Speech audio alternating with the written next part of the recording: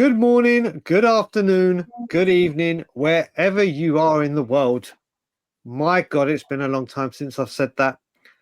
Join me, Cuva99, and making his Premier League Tottenham on Tour debut, Matty K, as we discuss.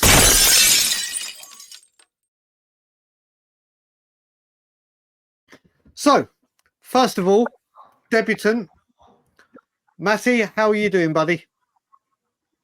I'm good, thank you. How are you? Yeah, football-wise, we'll talk about it. Everything else, absolutely wonderful. Kuva, how are we, buddy? Absolutely buzzing, reveling in the aura of glory around this club. I think you can tell what type of show this is going to be. Right. I said yesterday when I went on We Are Tottenham TV that we are broken. And that was after the North London derby defeat, immediately after, or an hour or so, whenever I went on there and did my fan piece. Obviously, it's the day after the night before. And when you're watching this, it will be the day after, the day after, the night before, the night before.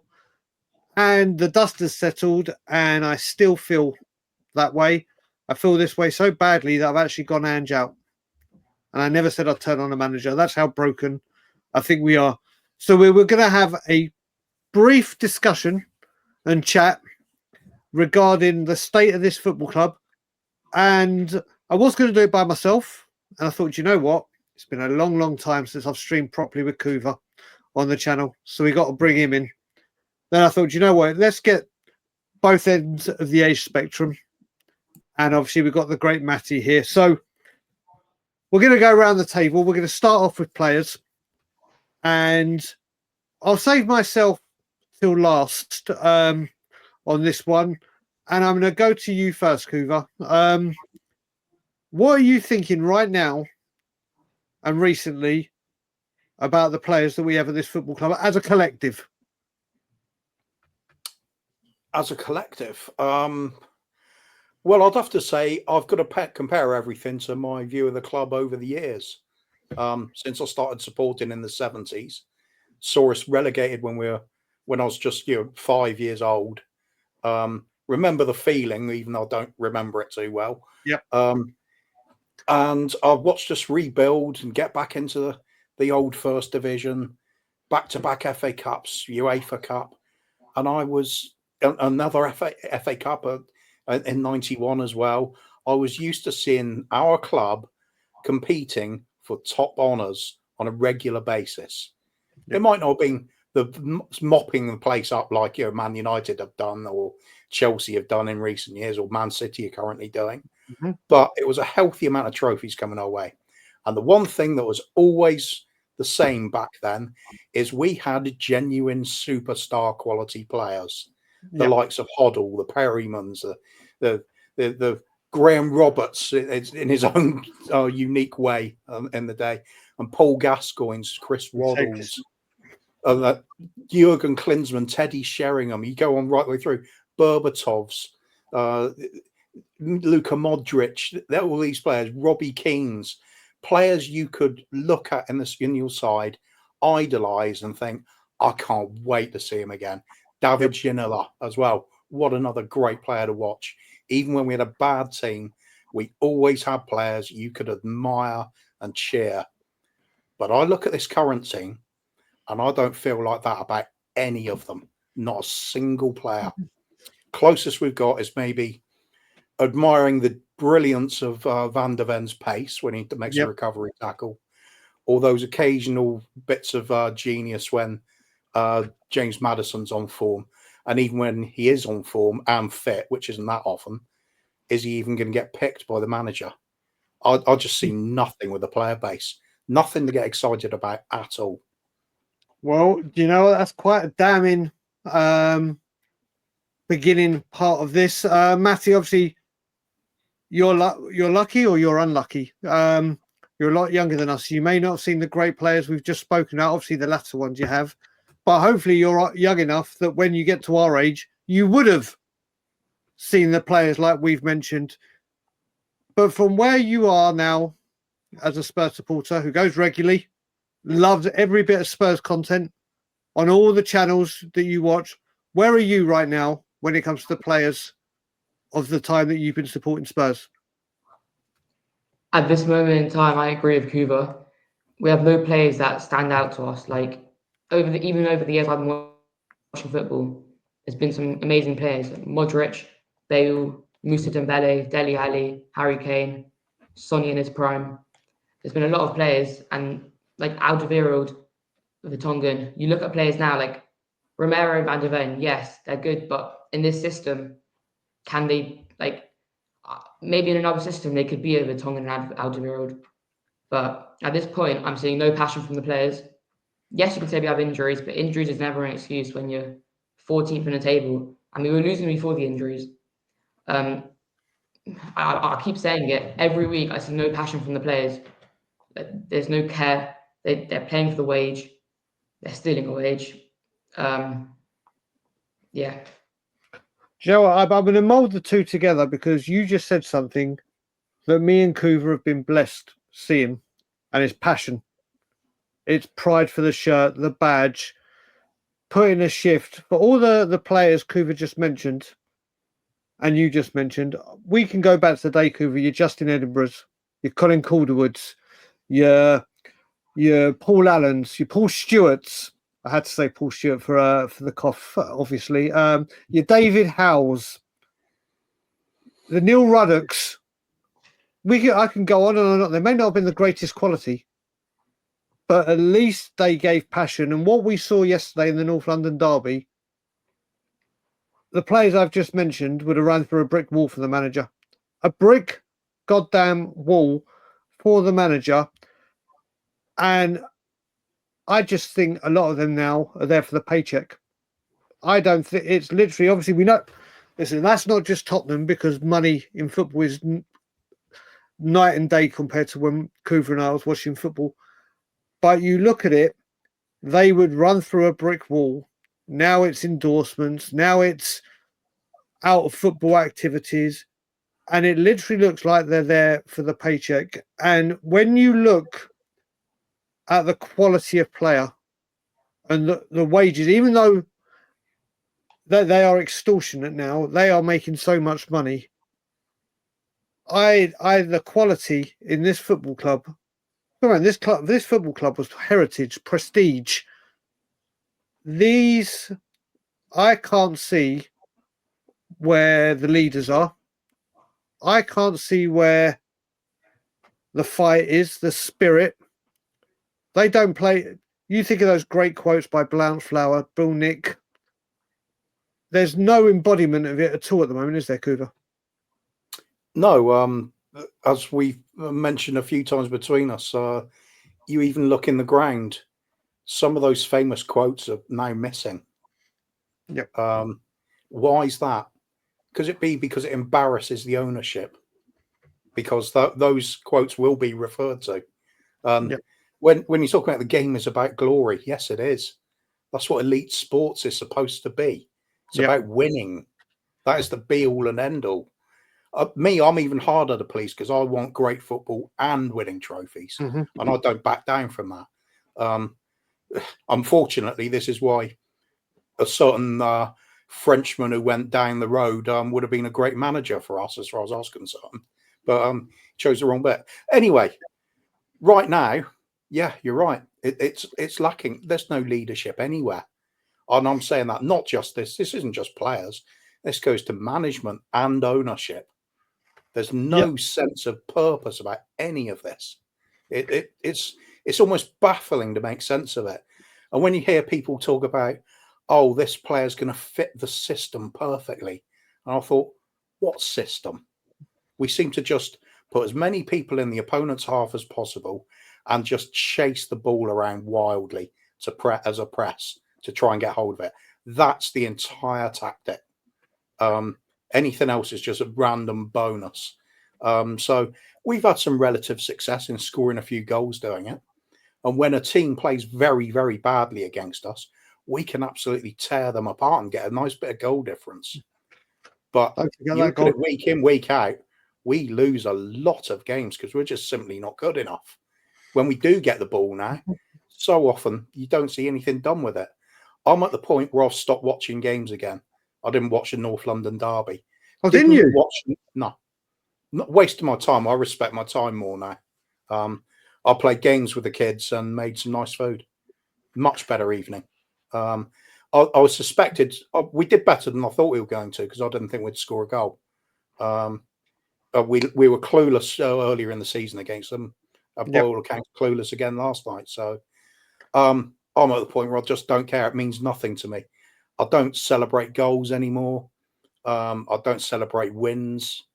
It's also stale. This isn't a club I was brought up with anymore. I question whether I'm even a fan anymore.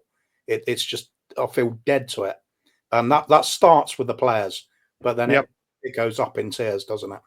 It does, and we will talk about the manager very, very shortly. And I think this is where this might get very spicy. Man, just to come to you with players. I mean, again, Kuva will know when we were watching football. I can't remember where versatility was an asset. Yeah.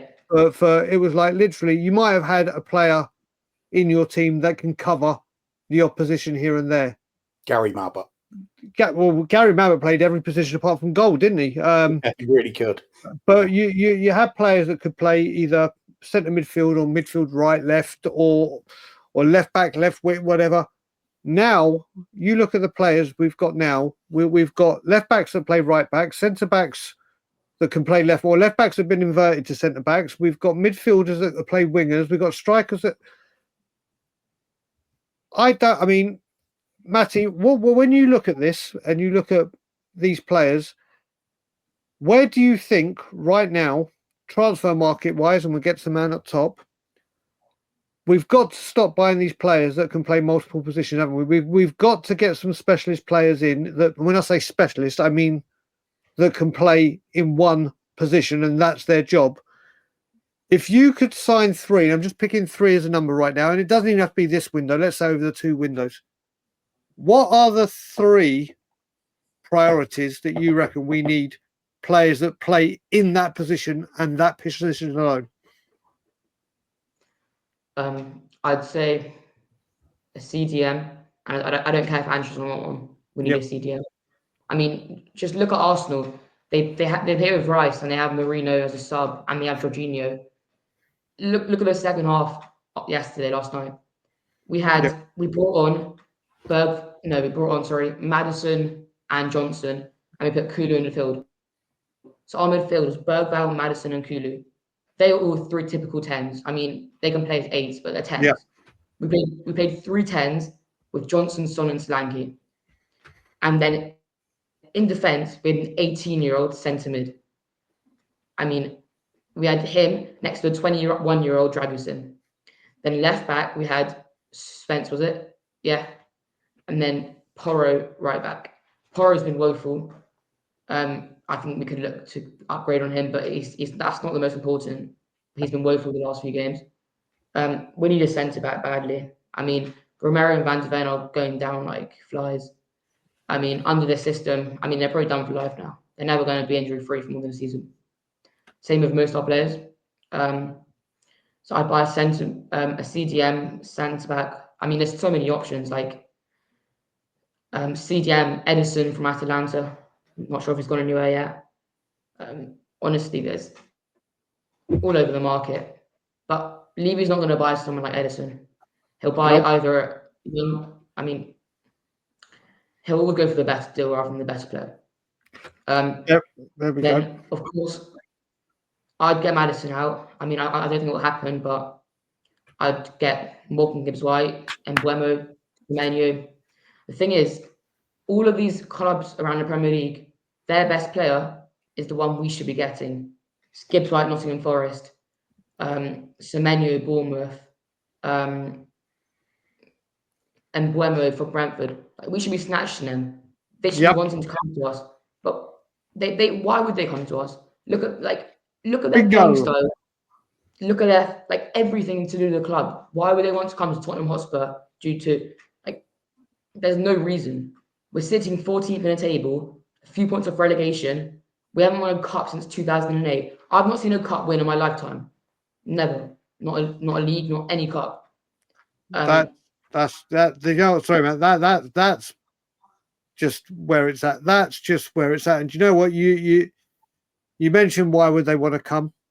And I'm going to give. We are going on to Ange with this segment, but I'm going to do it in the way that I was listening to Johnny Ham, Johnny H 32, who everyone knows and is a regular on this show or this channel, and he was saying as well, if you got a player agent and you're trying to get a deal, let's just say one of those players you mentioned, why are you going to come to Spurs? What's the agent? The agent will probably say, do you know what? You don't know if Ange is going to be there. You don't know what the next manager is going to be if you're fitting the system. And who knows where it goes, but we're going to get onto Ange now. Go on, man.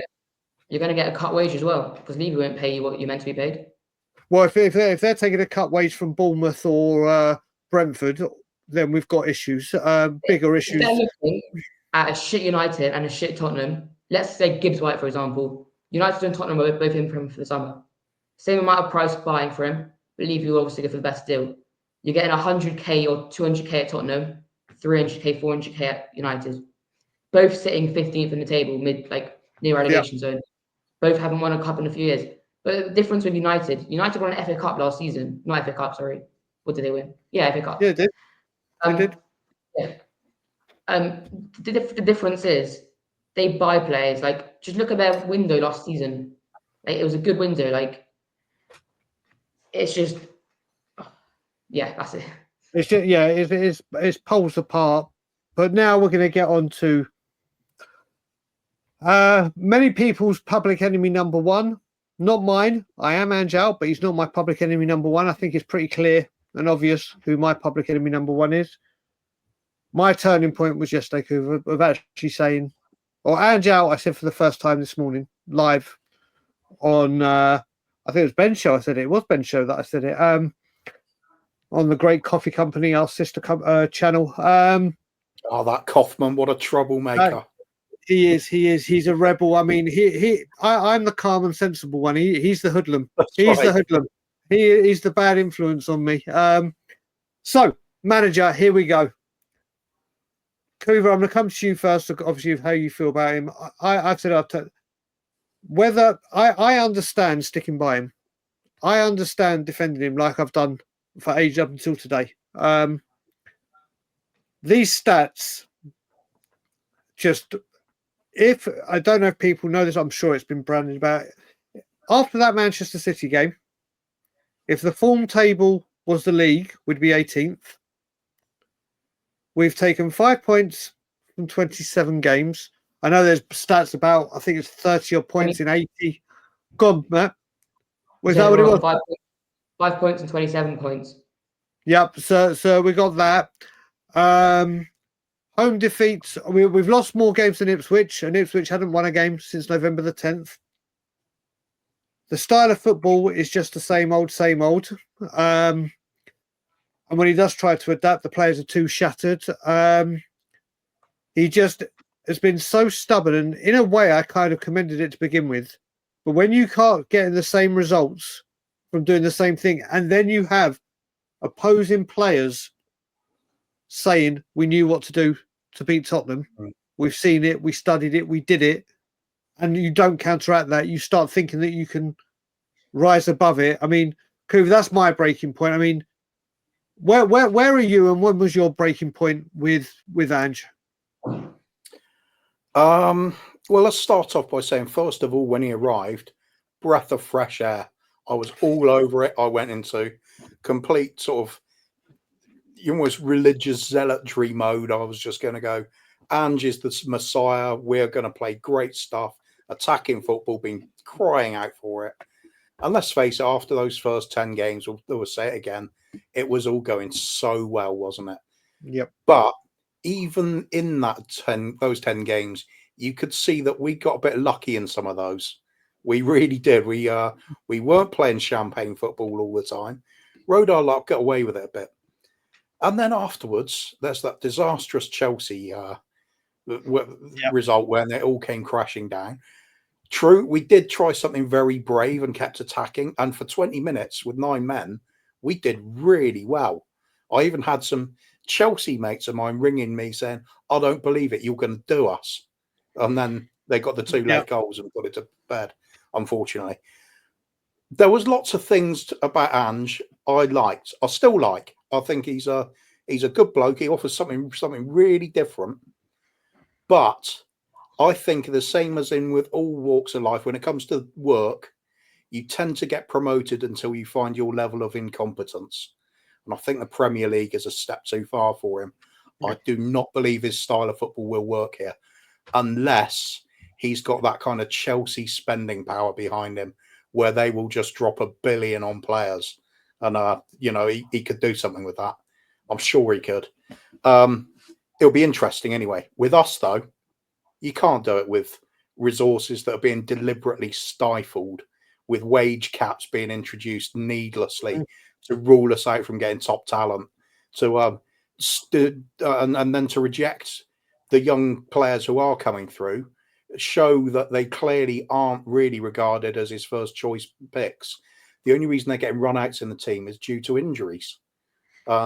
So we've either gone, we're going with without picking star players, and we're not really going in a youth policy either. So we've now got a manager that thrives on having a selection of players available to him that are significantly better than the clubs around him. A bit easier when it's like that. At Celtic, you can do it by buying up people from the J League and from the Asian markets, and they will be a lot better than your average Scottish footballer at the moment, because they are very, very weak at the moment in that league. So it's the same old story there, and he did brilliantly with that. Fair play to him, and he's had a good track record before that. But it's all come apart here, and we're getting worse and worse and worse.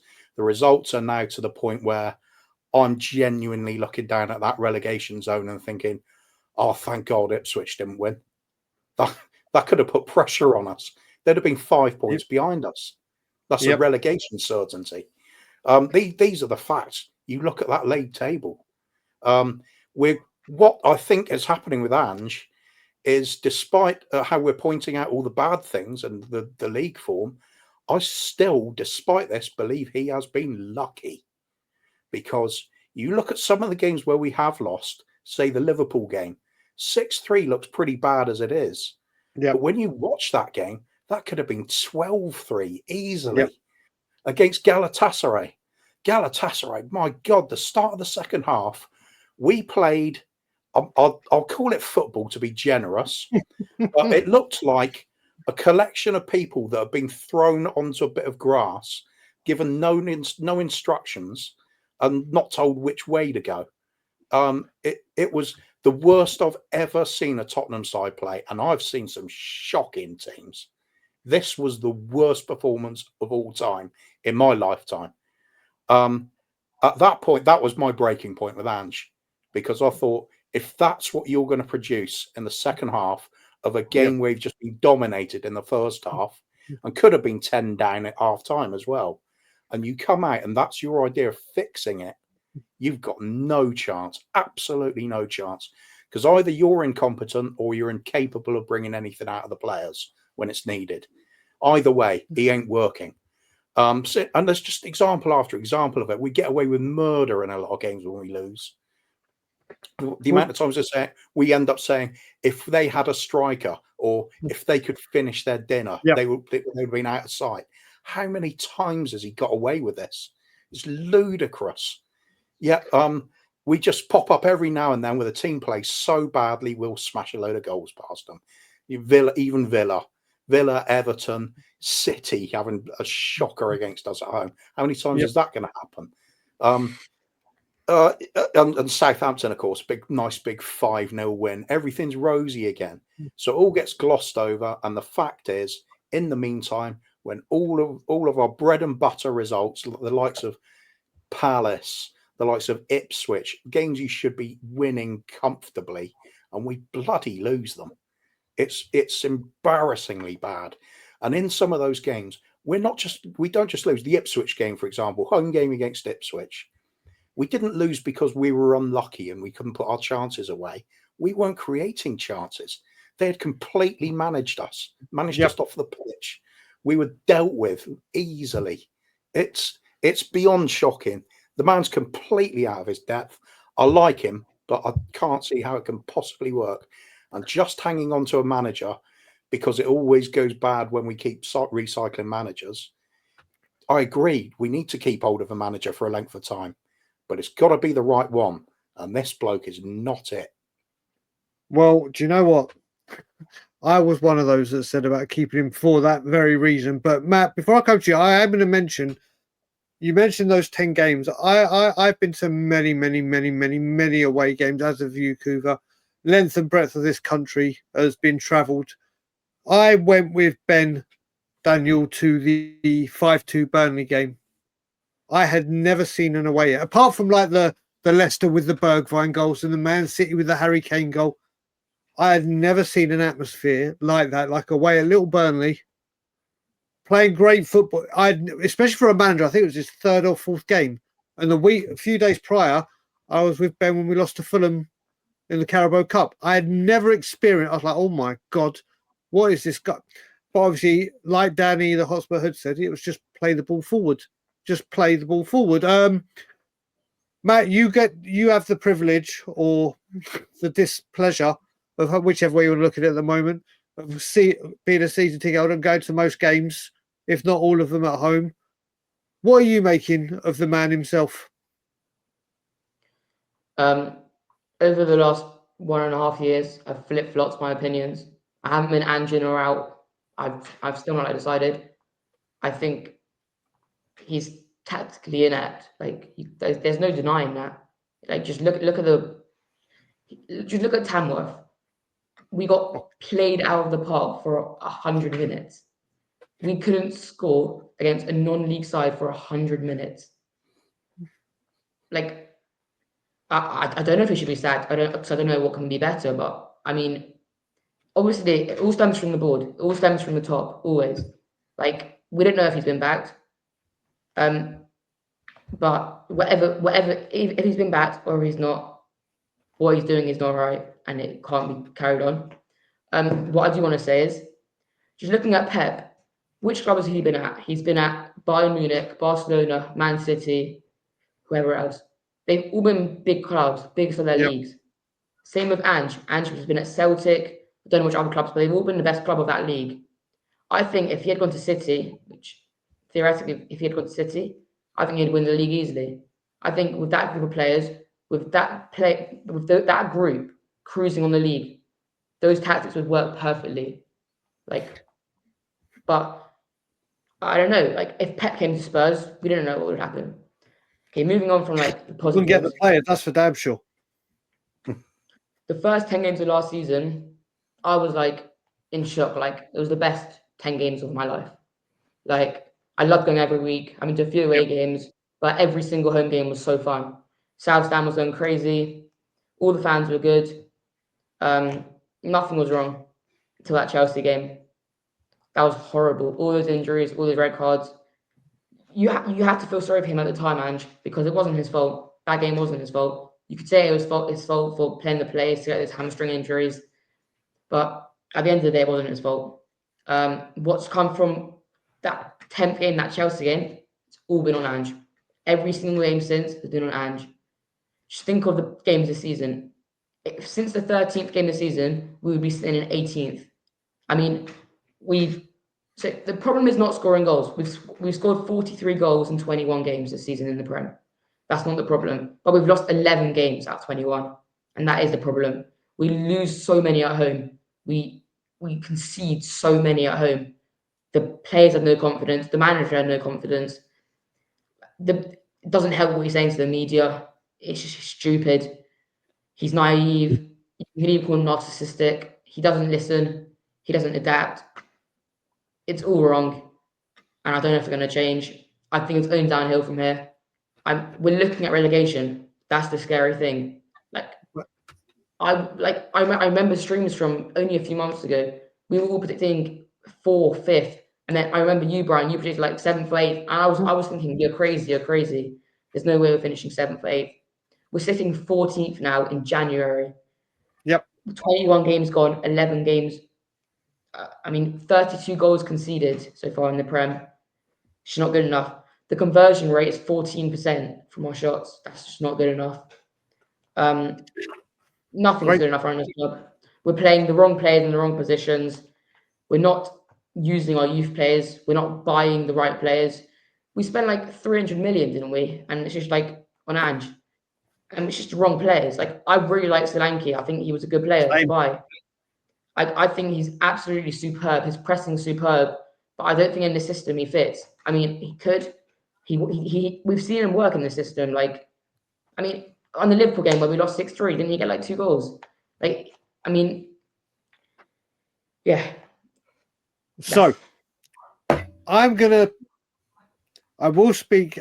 Look, where I am, like I said at the beginning when it comes to this, but I will let people know I am going to be doing like a more in-depth special with a very good friend of mine, Craig, where we are going to break Ange Postecoglou down, things he's done in the media, everything. So I'm going to try and refrain from that because I said this would be a short video in a half an hour max. We're at half an hour and we haven't even touched my favorite person in earth, my best mate, my public enemy. We're gonna have a brief chat about Levy. I don't know, Kuva. You mean known each other what 3-4 years? 3-4 years now, Yeah, streaming, something like that now, isn't it? and Yeah. all through this, and people like myself and Kuva have called this out. Ben, Danny Kiriakou, Stel. I can get Sava. I can go through names and names, channels and channels. And every single year, it's another excuse to wait 2 years, or it's got to be, don't worry, he's got to change. Don't worry, this time he'll get it right. Don't worry. I hear so many people. I'm going to come to you first, Matty. I'm going to come to you first this time. Talking about you don't want to go back to the 90s. You don't know what time it was. We were mid-table obscurity.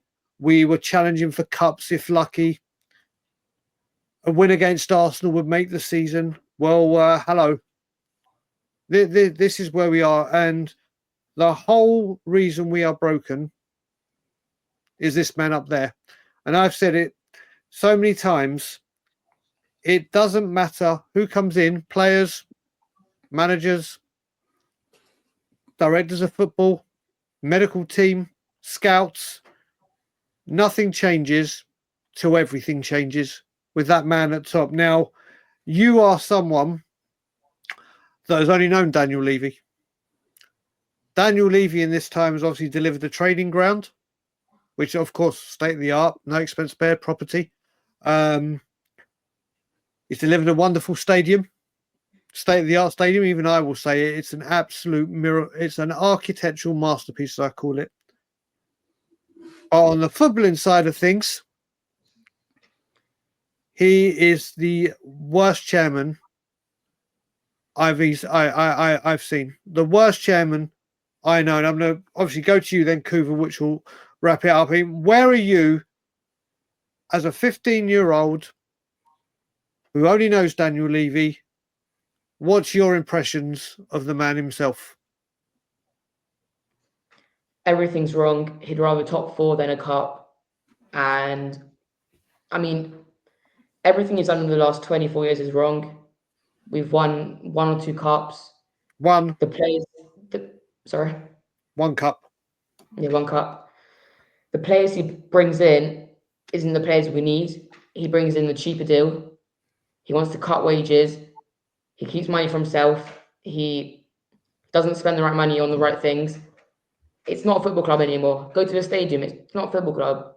Like outside it, all those things, I don't even know what they are. I don't know what this club's turned into under him. It's not a football club. Football isn't the priority.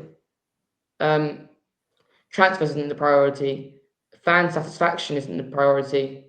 Winning isn't the priority. Getting top 4 is the priority. Getting revenue is the priority. I mean, everything is just wrong. Like, yeah. Kuva, I'm gonna quickly cut. I'm gonna let you have your spiel, and I'm being very calm at the moment. I don't know why I've been so calm, people, but don't worry, there will be a storm coming in another video. I remember, and you will remember, going down to White Hart Lane on match day and walking down the high road or walking from the station. It was a crescendo of noise, chanting, screaming, shouting, rejoicing. You go there now, and it's Nothing. quieter than the stadium. It is Not a literally. word. I Not a I word. I I met Matt for the first time face to face when I was back in London for the Ipswich game. Wouldn't go into the Levy Bowl. Me and Matt could have whispered and heard each other, and not even like to the ear. It is single. You know, like when you're at secondary school and you're changing from one class to the next. That's what it's like, because it's not supporters anymore. It's not customers anymore. It's clients. Like you hear what Matty's saying as obviously a person a lot younger than us. You have been you've been a season, or you were many moons ago, and went regular. I mean, I'm going to just let you roll with Levy. Off you go. He's all right. No, where to go? Like I said, it's going back to my experiences as a Spurs fan growing up. The idea was it's elite football. I fell in love with the sport of football before Spurs. Yep. I fell in love with football by playing with my dad out in the back garden. That's the way it is for a lot of people. Then when you finally, get hooked on your team, if it's one of the top teams, it's just been winning things and it's got your idols playing for them. For me, Glenn Hoddle, awesome. The sole reason that I really went Spurs. I mean, I could have gone Spurs because of my dad. I could have gone West Ham because of my mum. That would have been an interesting choice over the years. Yeah. But anyway, I went Spurs, and I was used to hero worship. I was used to great players all the time. It was a given at the club. We would sign top players. We were going to win trophies. That is the essence of elite sports, winning. We did that in abundance.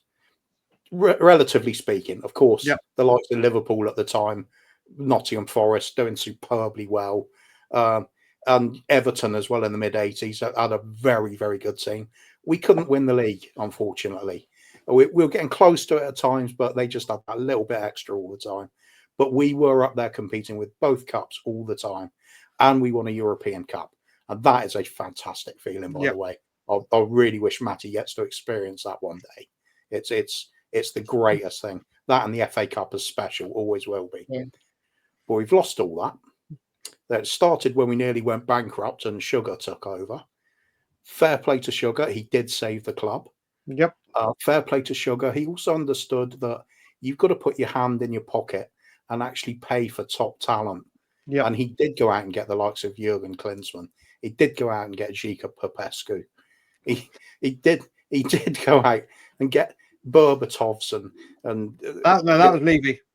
Sorry, yes. And the point was there was an ongoing trail of talent coming into the club.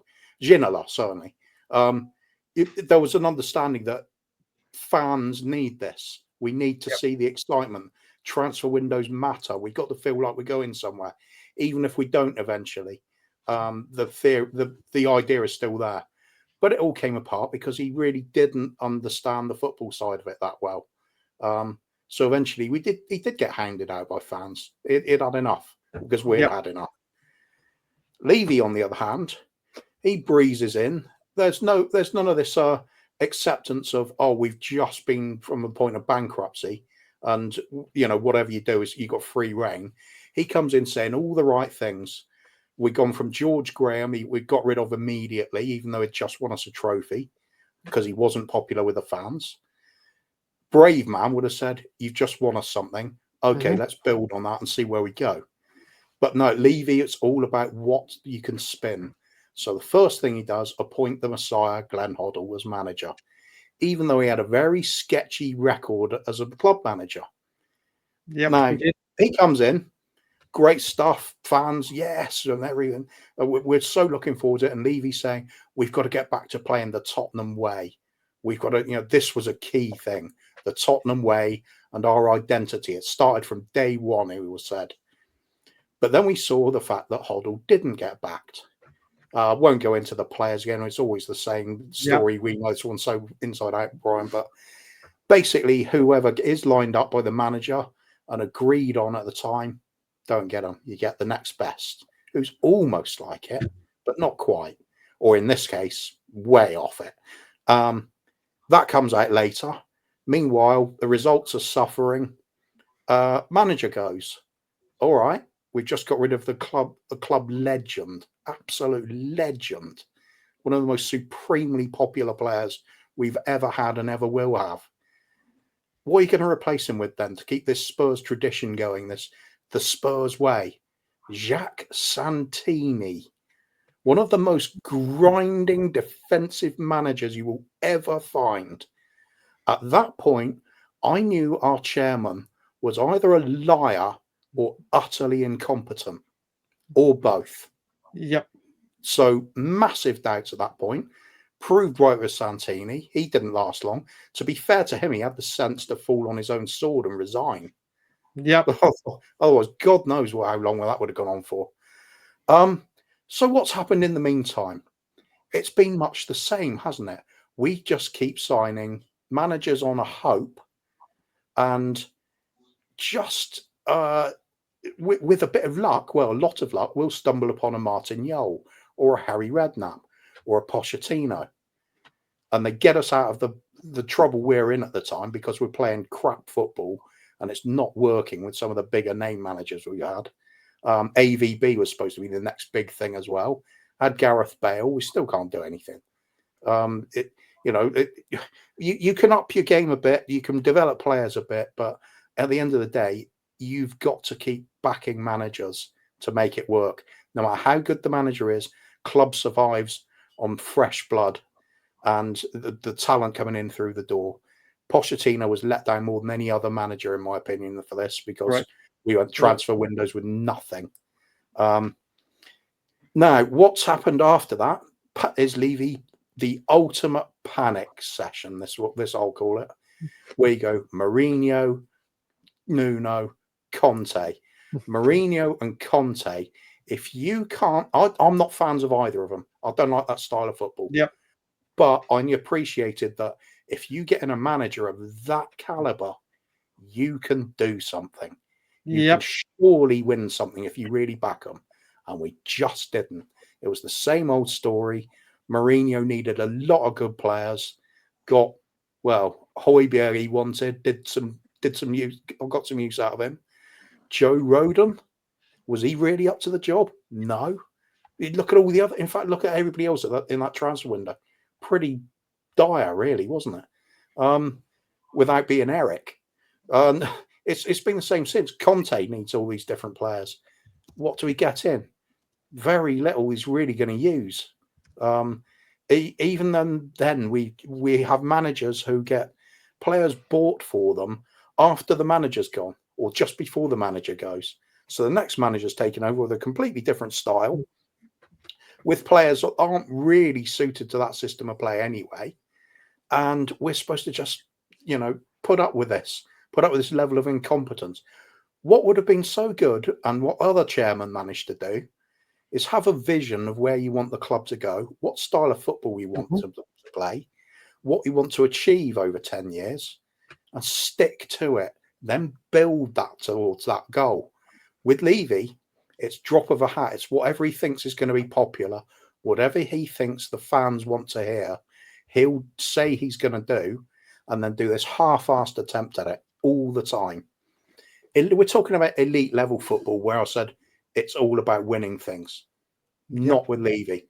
He is the ultimate opportunist. He's an investor who wants to make money off his investment.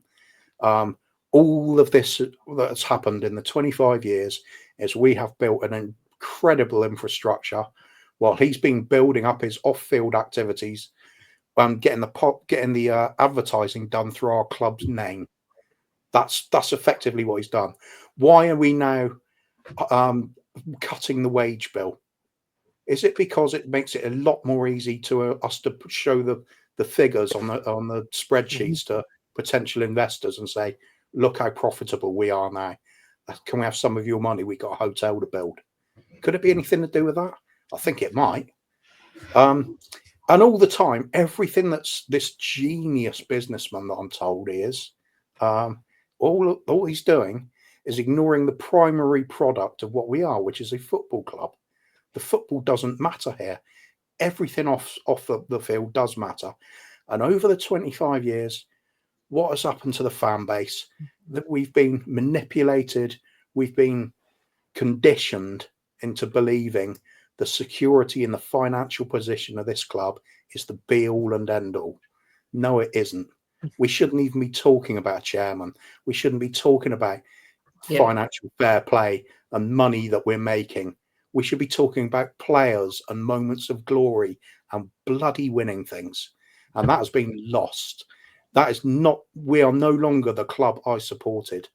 I'm now at the point where I question whether I'm even a fan anymore, because this is bullshit. This is way beyond unacceptable. This is insulting that we have lost the team that I grew up supporting. What this is, I have no idea. I feel no connection whatsoever to any part of it, from chairman to coaches to manager to players. And now I see other fans that have been brought up with this. Fair play to Matty for not buying into any of this crap. But I see fans cheering clean sheets when we get a really crappy 0-0. I see fans bigging up a player when we just got pasted 6-3. I see fans accepting things that would make you sick to your stomach back when I was going to games.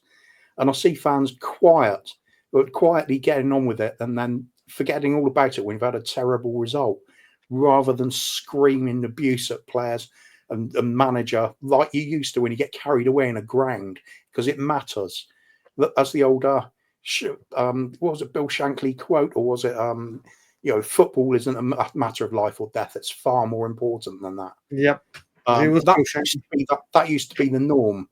It used to be okay to shout abuse at players because you were expecting them to respond, to have the kahunas to show that I've heard that. Yeah, I've heard that. I'm going to show you I'm a good player. And then you get your applause back from the fans there. That's the way it works. Give and take. Yep. Throw the fans a bone, you get their cheers. We don't have any of that anymore. It's just, oh, well, they're tired. Oh, the system isn't quite right for this player. Oh, well, the financial fair play rules. Oh, in 3 years' time, they'll come through. It'll be good. Excuse after excuse after excuse. And it's all fed by this absolutely bloody useless chairman who gets nothing but praise from a faction of the fans that obviously don't see sport the same way I do. All about winning, elite level sport. Yes, it is. What are we seeing, though? Comfort, popcorn, beer that fills up from the bottom of the glass, and just, I've had your money, now fuck off. Yeah, well, before we wrap it up, I'm just going to go, as you're doing that, I've just remembered the Daniel Levy greatest hits. This is the chairman that has fired a manager before a semi-final, fired a manager before a final, fired a manager for half-time, taken 75 days to get a manager, gone 18 months without signing a player, tried to furlough staff during COVID, tried to put on a part of the Super League, and still hasn't apologised for. Said after the Jose sacking, we're going to go back to our roots and play the Tottenham Hotspur way. Hired Nuno, hired Conte. A guy that has seen teams that were challenging for the league and stripped them for parts. And that's just the tip of the iceberg. Highest price tickets until Fulham did what they did. Concessions going, but that's a Premier League thing. Daniel Levy is one of the three that voted against £30 away day fans. So not only was he trying to get more money out of the away fans, he was trying to make Tottenham fans have to pay more money. The list goes on. But you know what? I'm going to wrap it up there because it's late at night for you. I've worked. I feel very, very rusty. I've been very nervous during this thing. Probably more nervous than you, Matty. But Matty, it has been a real pleasure having you on, buddy. We're going to get you on a hell of a lot more. If people want to follow you, do you have any social media, or are you just in the YouTube chats? I'm starting a YouTube account soon in a few months, hopefully. There you go. Well, everyone will see Matty K in the chat. He's like a little brother to a lot of us. And Matty, your first appearance, definitely not your last. Mr. Coover99, where can people find you? Coffee shop on Wednesdays. That's the usual one. Coover. Brewing Bollocks.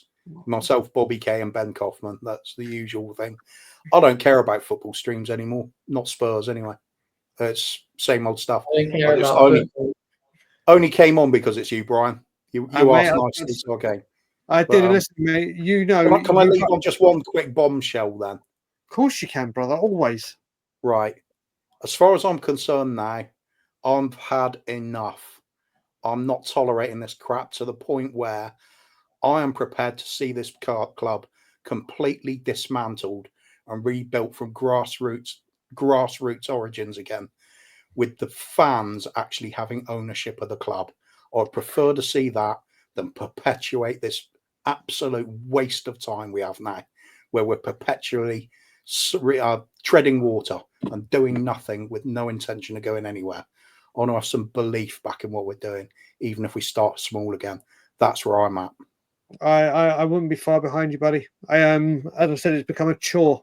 It's become a chore and a habit at the moment. It's not a love at the moment. Tottenham will always be in my. You know when you say you're in love, I love you, but I'm not in love with you.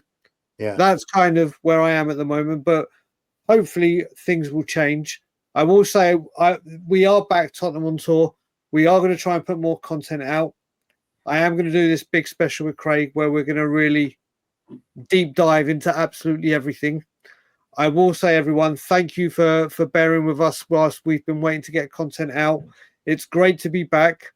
I will polish up my ring rustiness. Do you polish up your ring rustiness? Who knows? Don't talk about polishing rings. One thing I know I'm not rusty with is like, comment, share, subscribe, and as always, Levy out.